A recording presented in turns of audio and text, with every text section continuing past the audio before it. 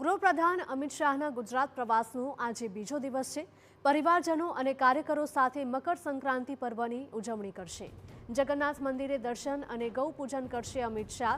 નારણપુરા વિસ્તારમાં હાઉસિંગ બોર્ડની રીડેવલપમેન્ટ સ્કીમનું પણ ભૂમિપૂજન તેઓ કરવાના છે। નારણપુરા, અખબારનગર અને નવા વાડજ વિસ્તારમાં સ્થાનિકો સાથે તેઓ પતંગ ચગાવશે।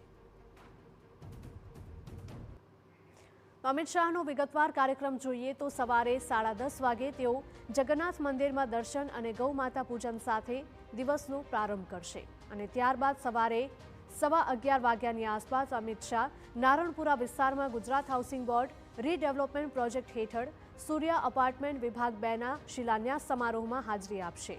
સવારે 11:30 વાગે તેઓ નારણપુરા સ્થિત અર્જુન ગ્રીન ફ્લેટમાં સ્થાનિક કાર્યકરો સાથે પતંગોત્સવની મજા માણશે। બપોરે 3:15 વાગ્યે અમિત શાહ અખબારનગર વિસ્તારના આસ્થા ઓપલ ખાતે કાર્યકરો સાથે મકર સંક્રાંતિની ઉજવણી કરશે, જ્યારે કે બપોરે 3:45 તેઓ નવા વાડજના અભિષેક અપાર્ટમેન્ટમાં ઉપસ્થિત રહી પતંગ ચગાવશે।